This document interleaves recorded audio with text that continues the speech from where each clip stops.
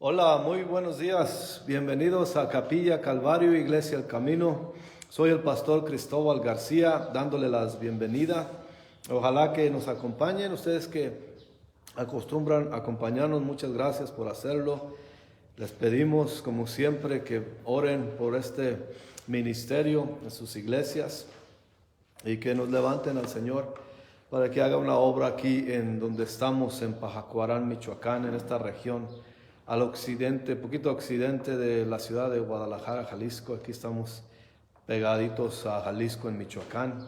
Así que por favor, ayúdenos con sus oraciones y levántenos al Señor, que el Señor provea y que se mueva de gran manera aquí en este lugar. Nuevamente les doy las bienvenidas. Ojalá tengan su Biblia con ustedes para que estudien con nosotros. Hoy vamos a estudiar, estamos estudiando de hecho la primera carta de Pedro. Hoy vamos a estudiar el capítulo 1, a terminar el capítulo 1 del versículo 19 al 25. Y pues ojalá, como les digo, ojalá tengan su Biblia con ustedes, y mientras buscan ahí, les quiero dejar saber que, pues que que oren por nosotros, otra que este mismo estudio estará disponible en YouTube en un par de horas, así que si nos pueden apoyar ahí también, por favor, y que nos vean, nos compartan, que compartan con sus amistades y que puedan así para poder llegar a más lugares. Es nuestro deseo. Pero pues, esperamos en el Señor, y si usted se siente guiado por el Señor para compartir este video y decir a sus amigos, pues adelante, se lo agradeceremos mucho. Y con eso vamos a pasar a nuestro estudio de hoy. Primera de Pedro, capítulo 1, versículo 19 hasta el 25, dice la palabra del Señor: sino con la sangre preciosa de Cristo, como de un cordero sin mancha y sin contaminación, y destinado desde antes de la fundación del mundo pero manifestado en los postreros tiempos por amor de vosotros, y mediante el cual creéis en Dios, quien le resucitó de los muertos y le ha dado gloria, para que vuestra fe y esperanza sean en Dios, habiendo purificado, vuestras almas por la obediencia a la verdad, mediante el Espíritu, para el amor fraternal no fingido. Amaos unos a otros entrañablemente de corazón puro, siendo renacidos no de simiente corruptible, sino de incorruptible, por la palabra de Dios, que vive y permanece para siempre. Porque toda carne es como hierba, y toda la gloria del hombre como flor de hierba. La hierba se seca y la flor se cae, mas la palabra del Señor permanece para siempre. Y esta es la palabra que por el Evangelio os ha sido anunciada. Señor, te damos muchas gracias, Padre. Muchas gracias por permitirnos venir a este lugar. Como siempre le pedimos, Señor, que usted limpie nuestras mentes y corazones de todo lo que nos pueda estorbar oír su mensaje este día. Que sea su Espíritu Santo el que nos enseñe, que tome posesión de este estudio, Señor, y que usted sea el que dirija, el que enseñe y el que bendiga, Señor. Necesitamos de usted siempre, Padre, y necesitamos su instrucción, su palabra, para edificación de nuestras almas, Señor. Bendiga a los que nos están viendo, a los que se están añadiendo a este estudio, Señor, y que sea palabra de vida, de edificación y palabra de sanación para todos los que estamos participando de este estudio, Señor. Bendiga pues su palabra, Señor. Glorifíquese en ella y ayúdenos, enséñanos y bendíganos, Señor. Es nuestra petición en agradecimiento a usted, Señor, en el precioso y poderoso, majestuoso nombre de nuestro gran Señor y Salvador, Jesucristo. Amén. Pues ya veníamos, la vez pasada vimos cómo Pedro exhorta que dejemos todo eso de lo que Dios ya nos salvó del pecado, nos salvó de nuestra vana manera de vivir. Y ahora sigue aquí en lo que nos quedamos. La vez pasada también estudiamos el versículo 19, pero consideré que era necesario volver a él porque hay mucha esencia en este versículo, en todos los versículos, pero hay unos que como que el Señor nos manda a estudiarlo con más detalle. Y en este versículo 19 dice, sino con la sangre preciosa de Cristo, como de un cordero sin mancha y sin contaminación. Ayer, la vez pasada vimos cómo Pedro recordaba esto y cómo éramos antes, cómo nos recuerda lo que Dios hizo, cómo derramó su sangre por nosotros para la redención de nuestros pecados. Es lo que vimos la vez pasada. Y ahora continuamos viendo que Él nos liberó del pecado. La vez pasada hablábamos acerca de redimir también. Significa liberar al esclavo, hablamos de eso, pagando el precio, pero del esclavo, y cómo analizamos la manera de hablar de Pedro, cómo se compraba un esclavo en esos tiempos y se liberaba. Pero no hay cantidad de dinero que pueda liberarnos a nosotros de nuestro pecado. No hay nada de eso.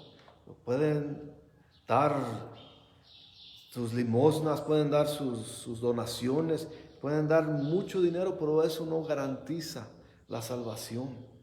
Eso no da la salvación. El ser bueno tampoco es la salvación. Y hablamos de que las religiones enseñan que si eres de una manera bueno, ya tienes ganado el reino de Dios. Hay muchos que dicen, mira qué buena persona, ya se ganó el cielo. Pero la palabra de Dios no dice eso. La palabra de Dios dice que todos hemos pecado, que todos hemos caído y que todos no merecemos la salvación. Pero ¿qué pasa? Al llamar Pedro a nuestro Señor el Cordero, también nos recuerda la enseñanza del Viejo Testamento, la cual era importante en la iglesia temprana y que se enseñaba en esos tiempos. Y debe ser importante también para nosotros hoy en estos días, en la doctrina de la sustitución. Porque hablamos acerca de cómo se compraba al esclavo y cómo Pedro analizaba eso y lo ponía a cómo comprar al pecador del pecado y el precio que pagó nuestro Señor. Y eso se asimila a la doctrina de la sustitución. Una víctima inocente dando su vida por los culpables. De hecho, la doctrina del sacrificio comienza desde Génesis 3. Por alguna razón, en un mundo perfecto que Dios hizo, en un hombre y una mujer, los únicos en ese tiempo, había perfección. Por alguna razón entró el pecado. Ahora podemos nosotros discutir por qué entró el pecado, porque Dios permitió que el pecado entrara, que el mentiroso Satanás metiera su cuchara en eso. Podemos discutir todo eso, pero de alguna manera desde Génesis 3, cuando Dios mató animales para usar las pieles y vestir a Adán y Eva de su desnudez, que se reflejaron a sí mismos como tal y como eran, que ya no se miraban perfectos, pero ya era la imperfección, porque el pecado había entrado en el mundo. Eso lo vimos también, como el pecado entró en ellos. Y en Génesis 22, cuando Dios le pidió a Abraham que sacrificara a su hijo, su único hijo, el hijo de la promesa. Y aquí dice el Génesis 23:13, entonces alzó Abraham sus ojos y miró, y aquí sus espaldas un carnero trabado en la zarza en sus cuernos, y fue Abraham y tomó el carnero y ofreció un holocausto en lugar de su hijo. El cordero de la Pascua era sacrificado también en las familias judías. Las Pascuas, cuando los esclavos en Egipto, los judíos, que el Señor mató a todos los primogénitos en Egipto, como con la sangre del cordero en los marcos de las puertas, también así no morían. Y esa es la representación del Mesías. El Mesías fue presentado como cordero inocente también, y como en Isaías 53 nos menciona. Por eso Pedro dice que desde antes eso ya estaba predicho, ya estaba predestinado. Por eso en Isaías 53 habla de Jesús y su muerte, como Él fue ignorado Primero empieza el capítulo 53, como Jesús no tenía forma elegante ni forma especial, ni era alguien que era bello en sí, pero era una persona normal que no se notaba que era Dios. Y después empieza a continuar ese capítulo en cómo nos enseña cómo Él murió por nuestros pecados, cómo por sus llagas fuimos salvos. Eso es básicamente lo que está tratando de decir. Al ratito vamos a regresar otra vez a Isaías 53, pero también vemos cómo el cordero fue suplido para Abraham, que no matara al hijo de la promesa que Dios le dio. Cuando Isaac preguntó: Padre, ¿dónde está el cordero para el holocausto? Llevamos la leña, llevamos todo listo para el holocausto a Dios, pero ¿y el cordero? ¿Dónde está el cordero para el holocausto? Él no sabía que Dios le había dicho a Abraham que sacrificara a su hijo. Pero la verdad es que la pregunta de Isaac la contestó Juan el Bautista. Bueno, la contestó Isaías primero en capítulo 40. Y después la contestó Juan el Bautista cuando dijo: He aquí el Cordero de Dios que quita el pecado del mundo. Eso es en Juan 1, versículo 29.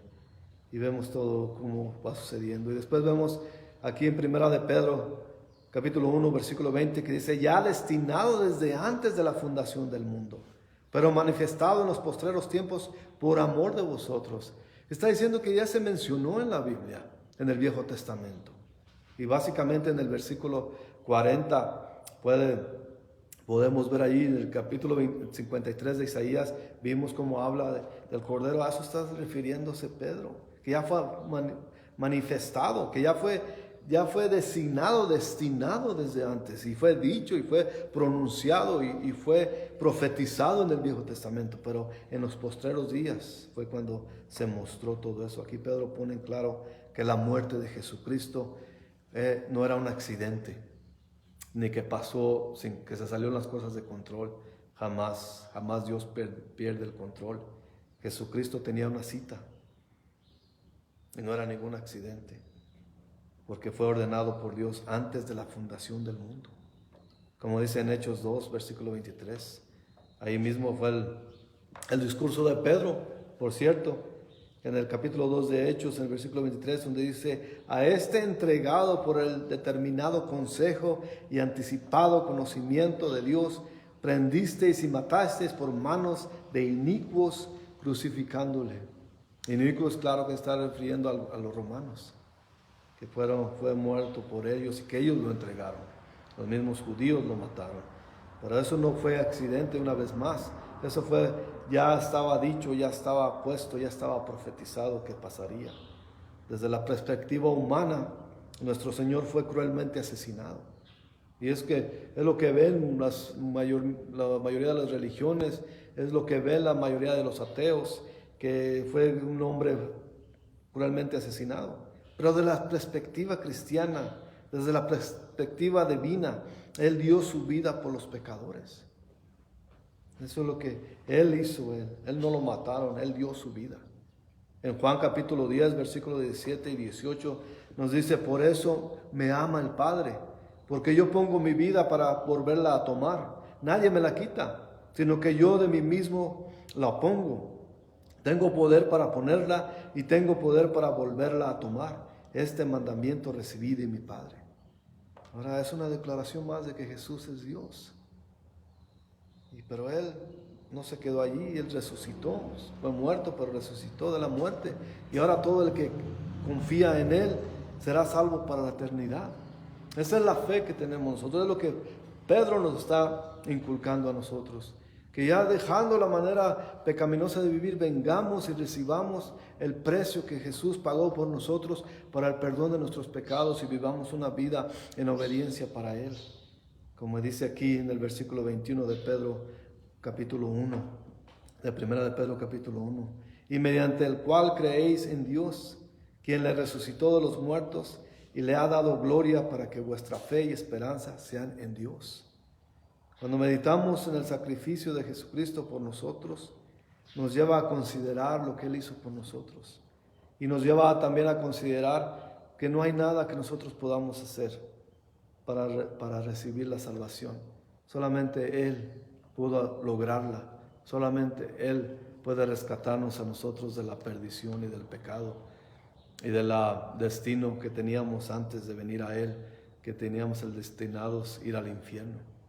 De esa manera ahora podemos vivir para Él, para su gloria, y por eso demostrará nuestra confianza en Él, porque no hay confianza en nada más, ni en riquezas, ni en nuestra propia bondad, ni en ser buenos seres humanos, sino en la confianza de lo que Él hizo por nosotros en la cruz. Y la verdad es que nosotros no vamos a decir, bueno, entonces como ya Él murió por nosotros, ni no hay nada que nosotros podamos hacer, entonces puedo vivir como quiera y recibir la salvación de cualquier manera. Pero no es así. Hay una manera de vivir. Si nosotros creemos en Él, hay una manera de vivir que demuestra nuestra fe en Él. No podemos nosotros desechar, porque eso es, si nosotros queremos irnos al pecado y vivir la vida como queremos, eso es desechar lo que Él hizo por nosotros, el no aceptar el precio que Él pagó por nosotros.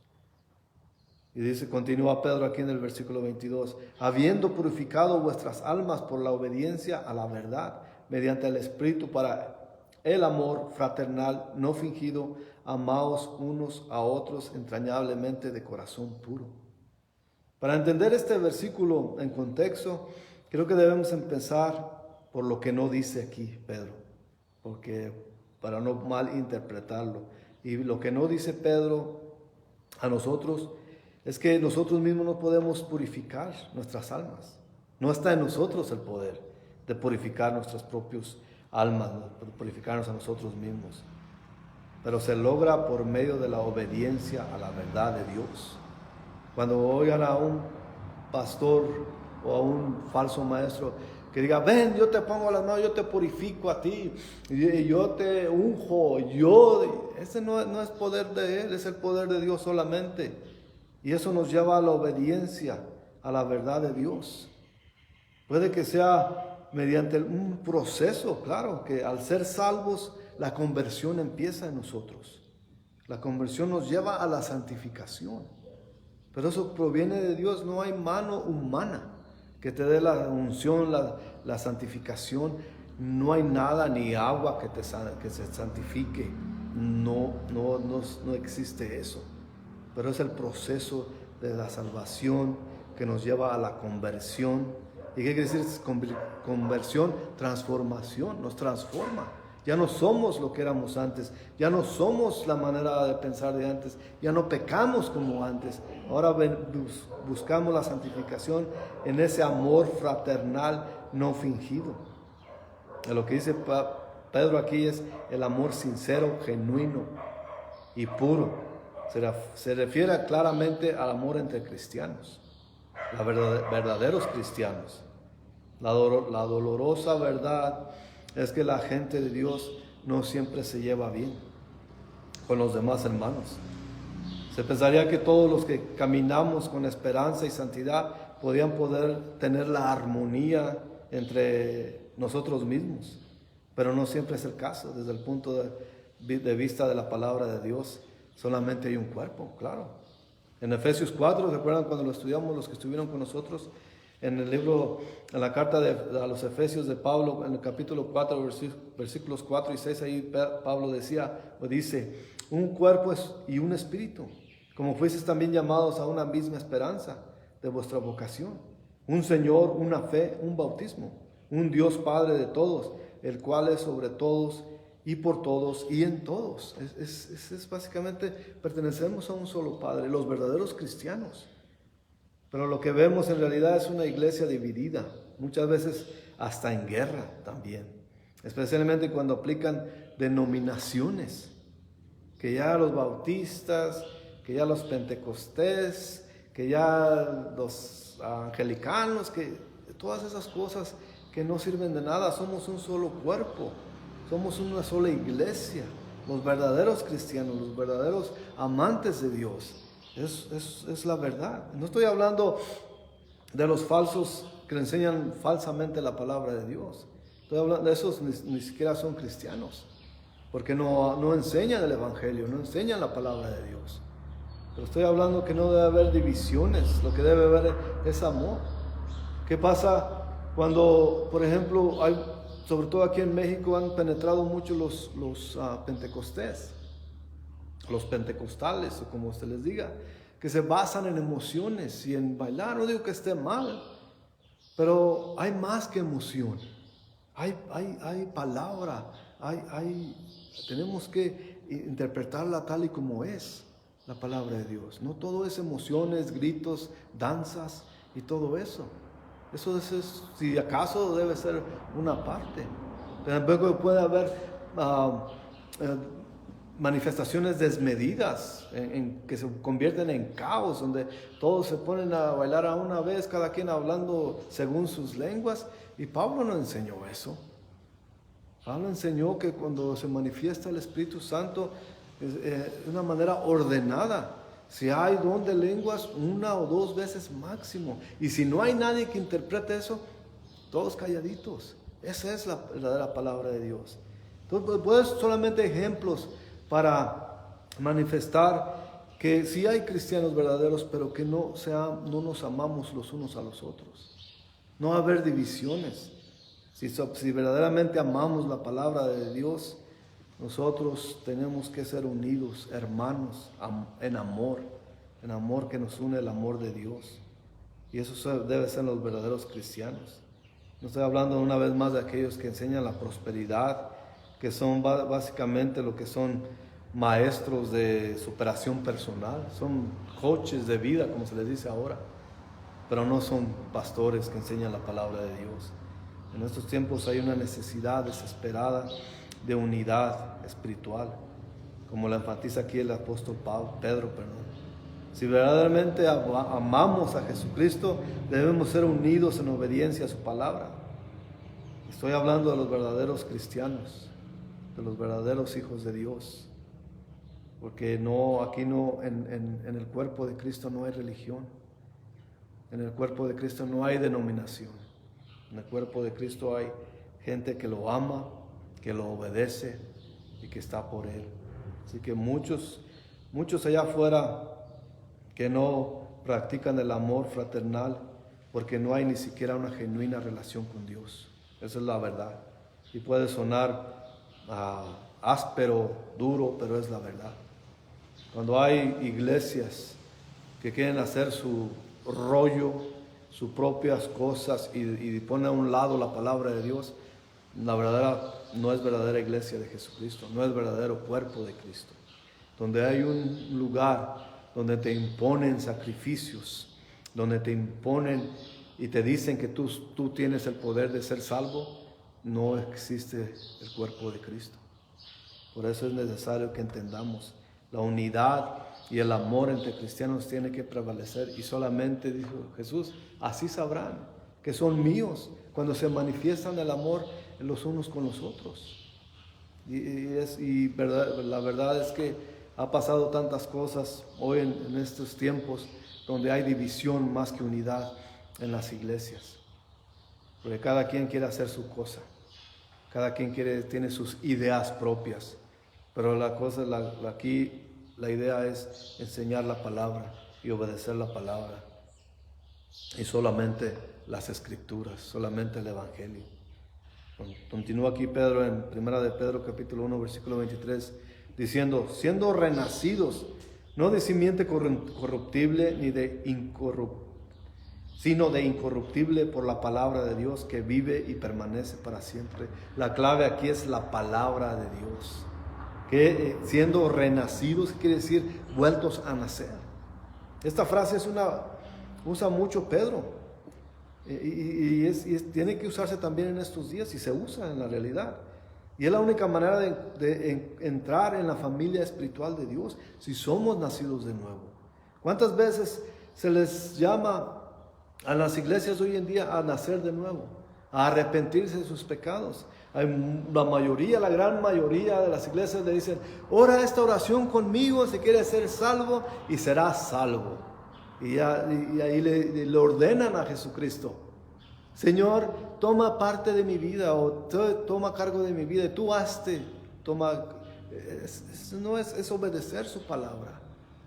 Por eso tengo un gran problema yo con las personas que dicen la oración de salvación. Ahí no está en la Biblia.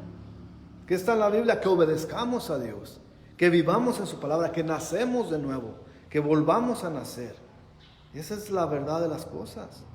La única manera de entrar una vez más a la familia espiritual de Dios es eso.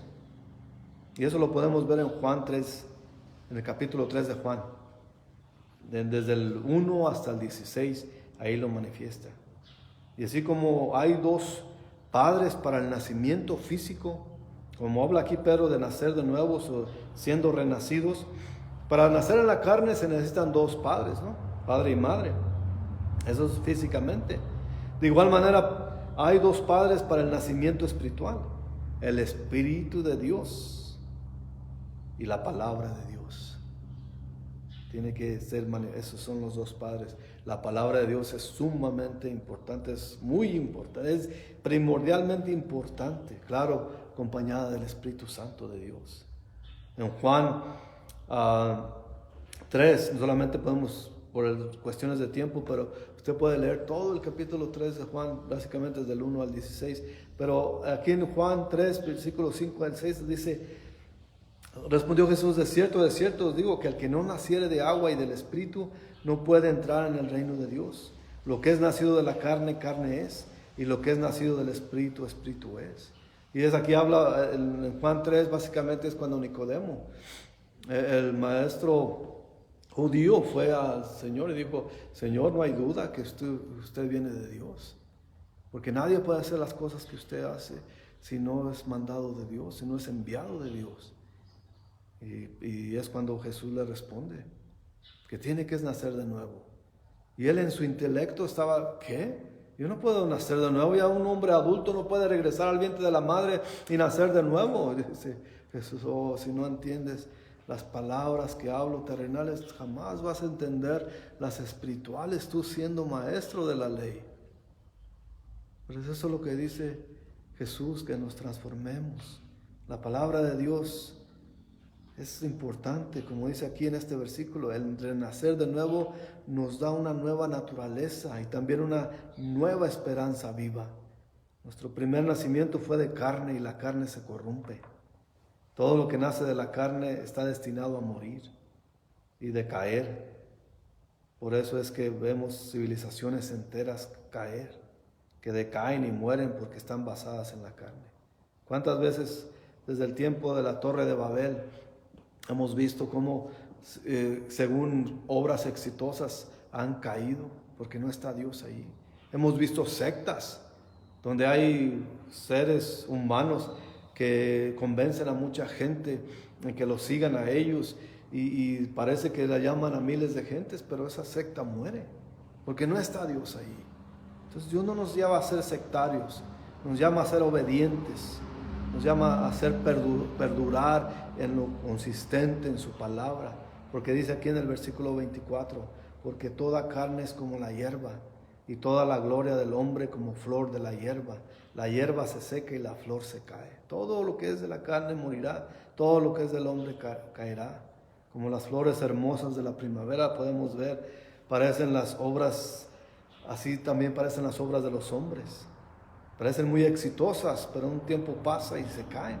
Si no está Dios en ellas, empiezan a marchitarse y mueren. Y por eso tenemos que tener cuidado en lo que hacemos.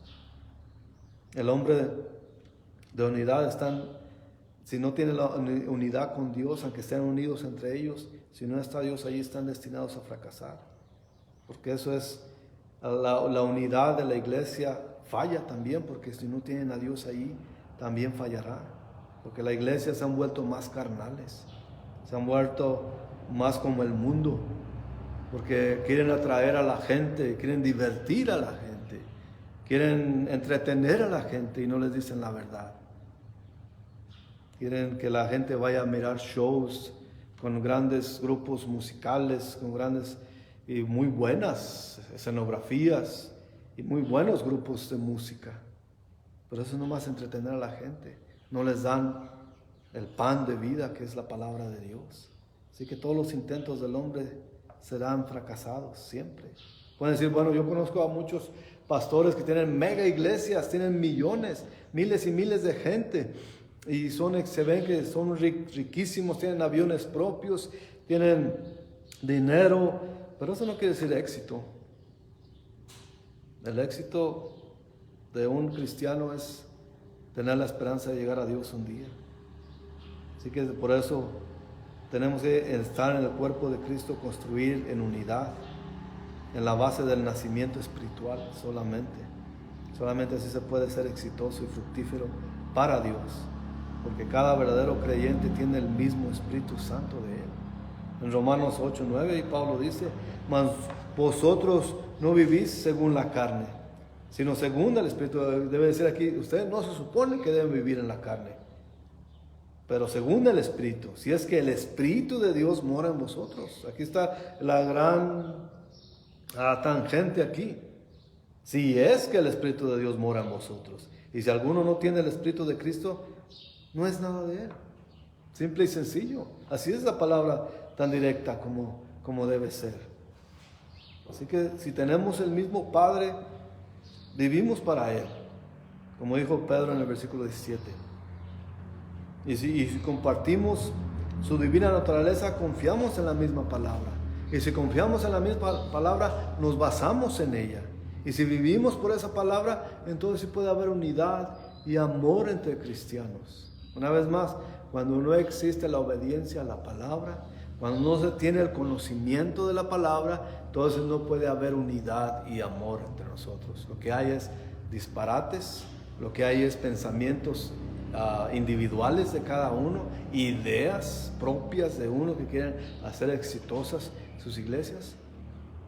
Pero ¿qué pasa? En estos tiempos estamos viendo que el mundo pronto acabará. La venida de Cristo siempre está cada vez más palpable y está pronto a venir el Señor. Por eso tenemos que tener la urgencia de decirle al mundo que vengan al arrepentimiento y que reciban la salvación de Dios. Porque ¿qué dice aquí Pedro, el versículo 25, ya para terminar nuestro estudio de hoy? Mas la palabra del Señor permanece para siempre. Y esta es la palabra que por el Evangelio ha sido anunciada. La palabra de Dios permanece para siempre. Así como vimos que las cosas de los hombres caerán, morirán como las flores del campo, pero la palabra de Dios siempre permanecerá. ¿Cuántos años hace? Ya más de 2000 años que tenemos la palabra de Dios. Han tratado de corromperla, han tratado de negarla, han tratado de hasta quemarla, pero la palabra de Dios permanece y permanece para nosotros, para que vivamos de acuerdo a su voluntad y obedezcamos en cómo a estudiarla y cómo enseñarla y manifestar el Evangelio de Jesucristo, la sola Escritura. ¿Y cuál es el Evangelio?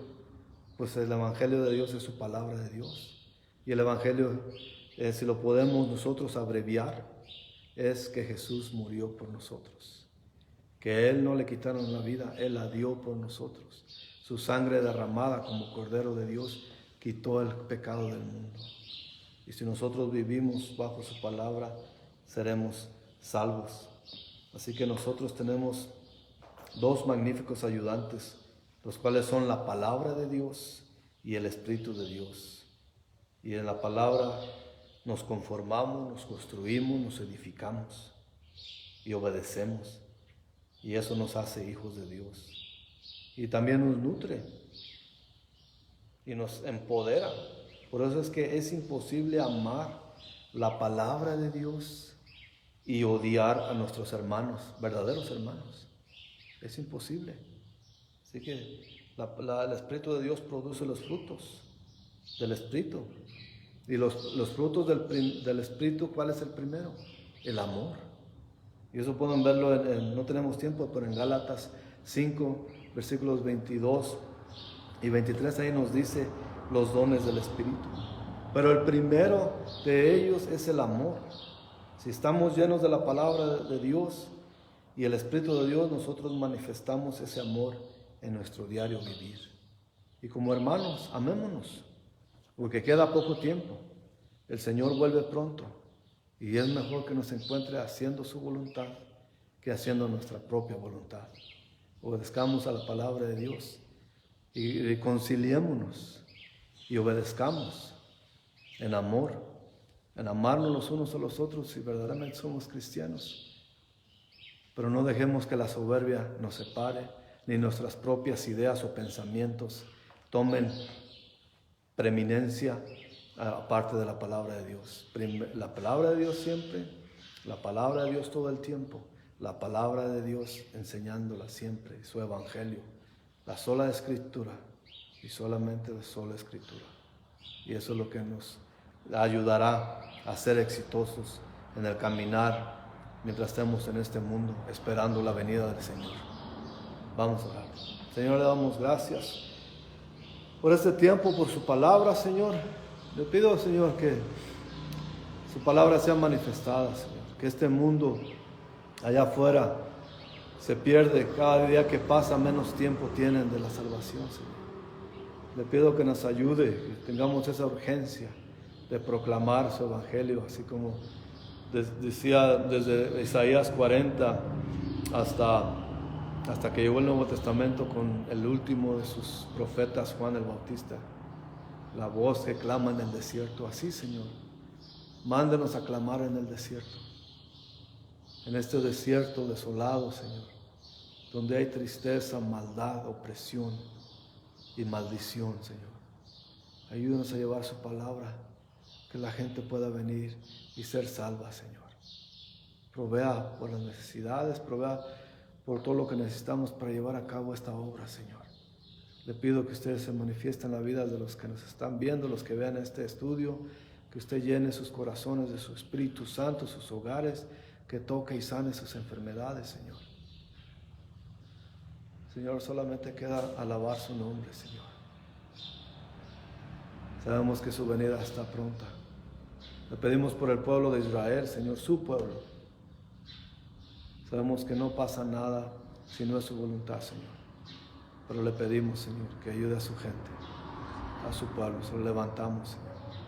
Y ayúdenos a nosotros a continuar viviendo para usted y por usted, Señor. En el nombre precioso de Jesucristo nuestro Señor. Amén. Que tengan una gran semana sirviendo al Señor. Que Dios los bendiga grandemente y que los tenga de su mano. Nos veremos la próxima vez, si Dios quiere. Hasta la vista.